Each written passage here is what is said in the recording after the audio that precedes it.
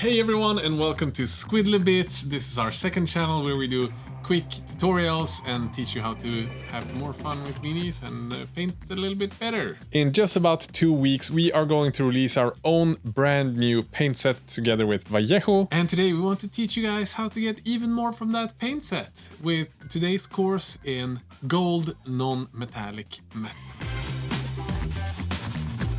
And the beautiful thing with this tutorial is that you're only going to need 4 paints and all of them are included in the Squidmar Vallejo paint sets. It's Dark Rust, Parasite Brown, Ice Yellow, and Sun Yellow. Okay, so once again we got a lovely Sigmarine ready for some paint. And I know that we've said this before in non-metallic metal tutorials, but NMM is 90% about light placement. But those last 10%, if you pick bad colors and colors that doesn't look like gold when you put them together, you're gonna be in for a bad day. So if you want gold that looks just as good as this, please follow this tutorial step by step so you understand and learn the light placement as well as how the colors work together and what makes the miniature look shiny with these colors. Because I often see people choosing, for lack of better term, ugly yellows, and it just doesn't quite read as gold, but with these colors it will. So we start off by base coating all of the metal parts using a dark brown called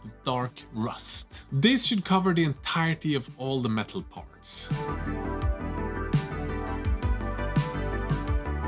The second part will be to bring out Parasite Brown, and we are not going to blend Dark Rust with any other color at this point. Now we jump into painting with a clean Parasite Brown. And this is one of those parts of the painting step where you have to be deliberate and maybe not gentle, but at least careful of where you place the highlights. Because this paint looks best if you paint with fully covering layers and paint it on about 70% of all the surfaces.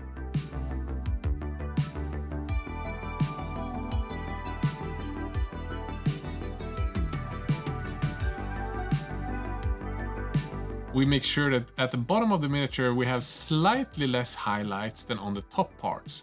So maybe cover 50% of the feet instead of the 70% we have on the general areas. And on our main focal points like the head and the torso, maybe we add the highlight to about 90% of the areas.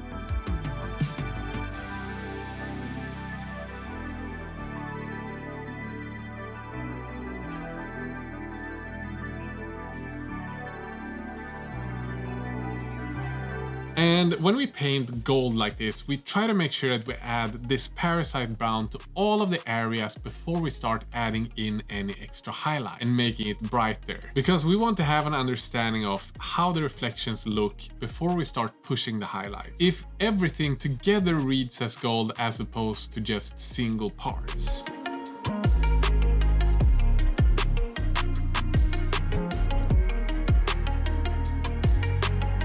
Another really important thing to keep in mind is that unlike with skin, where you want all of the muscle parts to be blended together and have skin parts go through all of the muscle areas, with non-metallic metal we want to have separation between all the parts. So between all the edges, all the rivets, all the parts, we make sure that we have a dark brown line separating all of these areas. So with that down, it is time for our second highlight, and this time we bring out Ice Yellow and add about 30% Ice Yellow to 70% Parasite Brown. And with that, we're going to add this to the same areas that we painted before.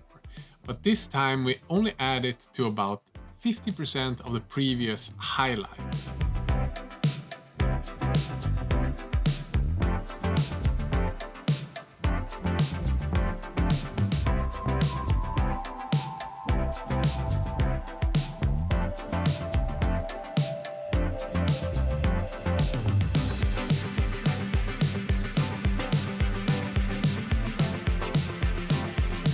And that is especially important that you don't add it to too big of a surface the further down on the miniature we get. Because as we've discussed, we want the main area up here to be in focus and have less light reflecting the further down we get.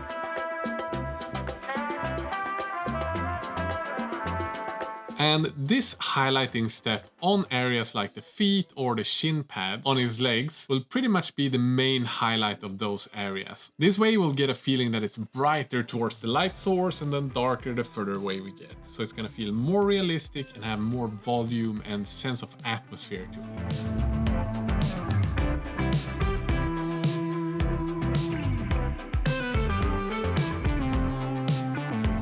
And with that, we have our second highlight added. And if you need a reference, take a print screen now, because now it is time for the third highlight.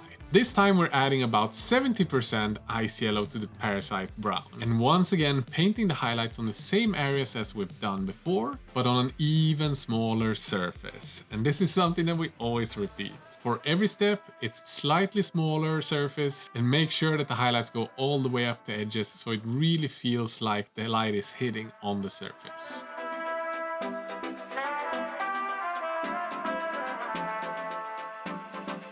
And as we mentioned before, on our main focal area, we add this highlight to a slightly bigger surface than we do maybe around the belly, torso and his thighs. And the further down we got, down all the way to the feet, this one will be just used on the very edges, maybe adding fine dots on the kneecaps, just to push the contrast a little bit, but the amount of area that we use this highlight on the bottom part is maybe 2-3%.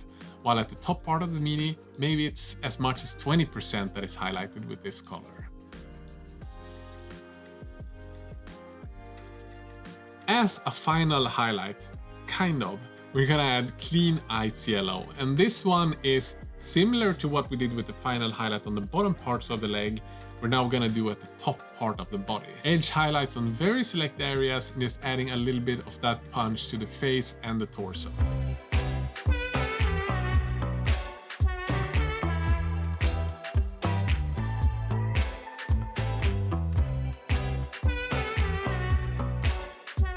But the miniature doesn't quite look like gold yet, it is more like a bronze tone. So to make it feel like real gold, we're gonna bring out sun yellow and make a glaze from it. Glazing means that we thin the paints down a lot to make it more just like a thin color filter, like a really thin color filter. It is better to have too little than too much, and adding 2 thin coats of this than adding 1 medium coat and almost overdoing it.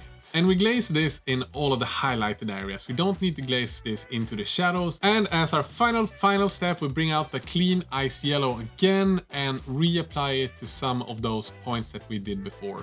Not all of them, because we do want to have some variety in the final punched highlight colors. So some of them will have the sun yellow glazed over them and some will not, and that will create a nice variety of tones. And with these simple steps, you should have an amazing looking miniature just like this one. Thank you so much for watching this free tutorial. If you enjoyed this video and felt like you learned something, smash like. If you want to check out the paints used in this video, they're all part of the 3 Vallejo paint sets that Lucas and I have carefully curated with the paints that we use on a daily basis. I put the link down in the video description so you can check them out if you want to learn more. We also have a brand new wet palette as well as a new airbrush. So go check that out in the video description. And with that said, have a great day. Bye.